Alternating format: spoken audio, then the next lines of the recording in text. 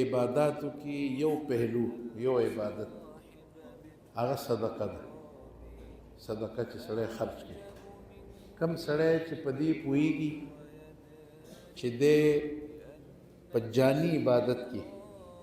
داسې عبادت چې سړی نوافل کوي، منځونه کوي، ډېرې په بدني عبادت چې دې کې لږ کمزوری، نو یو آپشن دروازه ورته خدای پاک دا کولو کړي. په هغې کې شرط دا دی چې فرایض او واجبات به نه پرېږدي. فرایض او واجباتو پرېښودل دا نشته. د دې فرایضو د واجباتو نه پس یو سړی وایي زما صلات التسبیح ته ډېره پیره نه راځي، ډېر اوږده اوږده نفلونه نشم کولی، نو دا کار خو کولی شي که نه. او په دې کې ډېر لوی فضیلت او فضایل بیان شوي. یو دا چې کم سړی الله په لاره کې خرج کوي او هغه الله په لاره کې صدقه کوي، نو الله ورته نسبت کوي وایي دا ماله قرض راکوي. الله رب العالمین ذات ګوره او د انسان حالت ته ګوره. الله ستا پیسو ته محتاج دی نه دی، لیکن الله د ده شان زیاتوي، عزت ورکوي، ته دا قرض ماله راکړه. یو دا ده چې سړی پکې ډېر لوی مرتبې ته رسي. یا ایها الذین آمنوا انفقوا مما رزقناکم من قبل ان یأتی یوم لا بیع فیه ولا خلة ولا شفاعة. او بل ذکر وی لا تلهکم اموالکم ولا اولادکم عن ذکر الله ومن يفعل ذلك فأولئك هم الخاسرون وأنفقوا مما رزقناكم من قبل أن يأتي أحدكم الموت فيقول ربي لولا أخرتني إلى أجل قريب فأصدق. څومره زبردست خبره پروردګار وي. صدقه دومره اوچت شی دی. یو آیات کې وایي چې صدقه وکړئ د هغه ورځې نه مخکې مخکې چې نه پکې سړی ساه خستی شي، نه پکې سفارش چلي، نه ورورولي، نه ملګرتیا، نه رشتهداري، هر څه به ختم شي، ټولې رشتې. یعنی دا شی بیا نه په کار راځي. او په بل ځای کې وایي چې یو سړي ته مرګ راځي. مرګ تاسو خبرې الله وایي دی به په دغه وخت کې ارمان څه کوي چې ده ته دا پته ولګي چې د صدقې ثواب څومره دی، نو الله ته به وایي یو چانس پروردګاره بل راکړه. الله یو چانس راکړه بس چې واپس شم او په دنیا کې صدقه وکړم. صدقه ما ته څه پته وه چې خدایه د صدقې برکتونه دومره دي چې دا ثوابونه یې ما ته معلوم وی، نو بس زه د دې نه محرومه پاتې شوی. بس الله یو چانس راکړه واپس ځمه او زه صدقه کوم. صدقه دومره اوچت چیز دی. اتقوا النار ولو بشق تمرة. یو کجوره نه کجوره په دې یو کجورې په صدقه باندې دی ولې نه یو کجوره صدقه ځان د جهنم نه خلاص. حدیث مبارک په یو کجوره دی دا خلاصې ولې نه کیږي. دې کې چې دی دیر مکوه، سستی مکوه، دا دی ورکه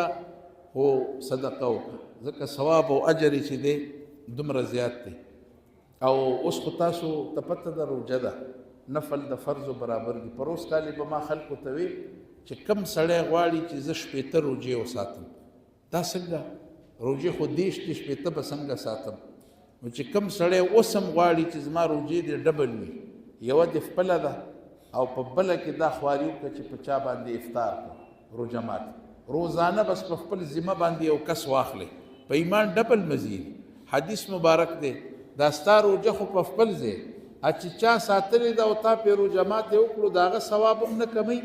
او د هغه د روژې ثواب تاله ده. نو سړي به ډبل ډبل روژې. اوس چې د چا وس دی چې زه یو نه زه خو لس کسان ساتلی شم، په 15 کسانو روژه ماتې کولی شم، په ایمان په یو ورځ کې د 15 روژو ثواب، د یوې روژې سره 15. نو دا طرف هم چې دی سړی دې نه هېروي، بلکې دې طرف ته دې نظر ساتي. او آخري خبره دا کوم چې د صدقې زور دومره دی پاور چې د صالح علیه السلام په امت کې، د صالح علیه السلام په دور کې د کلي خلک راله د علاقې او یو سړی ورته په نښه کړو، وایي حضرت د دې سړي نه دې پوزې له راغلي او خیرې ورته وکړه چې خدای ته زموږ ځان خلاص. پیغمبرو او خیرې ورته وکړه. ماښام شو چې ګوري خلک هغه سړی هټه کټه لګیا دی په کلي کې چکرې لګي. خلک وایي دی به غرق پر کې پیغمبر ورته خیرې کړي او دی خو روغ ګرځي. نو رال الخلق پیغمبر له چې حضرت تاسو خیری کړی وي او سړی خصم دم دی دا دی صالح علیه السلام می رایولی مال سړی راوستو حاضر یې ورته لکه کارګزاري بیان کړه تا نن څه وکړه د ورځې هغه خو بدماش ټایپ سړی و د نیکۍ میکۍ ته ډېر پام نه وی تللی ومه ځنګل ته خپل لرګي مرګي مې راوړه وی نه څه واقعات پیښ شوي دا واقعات بیان نو لږ خو پوه و پیغمبر ته ولاړو وی یاره نور خو څه نیمه خبر خو کور نه یې راله روټۍ موټۍ را کړې وه زه چې په دې لاره تلم یو سړی را باندې پیښ شو ما ته وی زه وږی یم او ډېر وږی شوی یم ما ته ضرورت دی ما له روټۍ راکړه وی ما خپله روټۍ دغله وه بد دا کار مې کړی دی او دا قسم چې کوي د نیکۍ په نیت یې نه کوي چې دا ما نیکي کړې ده بس واقع بیانوي چې دا را سره نن شوي دي نور نیم خبر نو اوس پیغمبر خو پیغمبري د هغه معجزه وه وایي دا څه دي په شا کړي دا پنډوکې څه شوي دي چې خو لرګي دي هغه ورته کلاو که دا پنډوکې دا اوس د معجزې په زور خلکو ته دا ښیي چې دا مه وایئ چې زما خیر و اثر نه دی کړی ګورئ اوس نو پنډوکې چې کلاو کړو دننه دا لرګي پراته دي او په دې لرګو باندې یو غټ اژدها مار پکې دی او په یو لرګي د پاسه خپله دا خوله اړمه کړې ده صالح علیه السلام خلکو ته وایي دا مه وایئ چې زما خیرو اثر نه وکړي زما خیري خو دا دی د دې مار په شکل کې دا دی د ده مرۍ ته را رسېدلی دا مار زما خیري وي دا خو ته را رسېدلی وي دا خو زه اوس پښتو کې هم ویل پکار دي او که نه خو بیا خوند نه راکوي نو هغه مطلب دا و چې دې بلا بچي صدقه وکړه د صدقه وکړه نو زما د خیرونه بچ ګوره د پیغمبر د خیرونه یو سړی په دې بچ شو چې صدقه یې کړې هغه مار راغی او په لرګي یې خوله اړمه که د ده دې مرۍ له لا نړو ځکه د صدقه وکړه او زه اکثر خلکو ته تاسو سوچ وکړئ په دروغه دې قسم وخوړو نو په قسم کې خو دې د الله د نوم دروغ وخوړه او الله درته څه وایي لس مسکینانو له روټۍ ورکړه الله د نامه نه دې زار شم قسم خو ما ستا د نوم مات کړی دی د دې نه اندازه واخلئ چې الله خوشحالېږي په څه بس په مخلوق نو قسم دې زما مات کړی دی او په لسو مسکینانو باندې روټۍ او روژه دې د قسته ماته کړه د قسته نو د 2 میاشتو ګوره روجې دي مسلسل چې نه شپېته مسکینانو ته روټۍ دی نو خدای پاکه ما خو ټګي دلته کړې ده او ته راته وایې چې نه زما بندګان چې دې خوشحاله کړه نو زه دې خوشحاله اوس چې وګوره کوم سړی بیمار دی او روژه نشي ساتلی نو هغه ته څه ویلی کېږي وایي فدیه ورکه فدیه نو فدیه څه شی دی سرسایه څه شی دی د سرسایې احتیاج الله ته شته د فدیې الله محتاج دی نه دی او الله وایي نه بس زه به خوشحاله شم زما بنده له فدیه ورکه ده له سرسایه ورکه نو بس زه به راضي شم خدایه په حج کې غلطي وشوه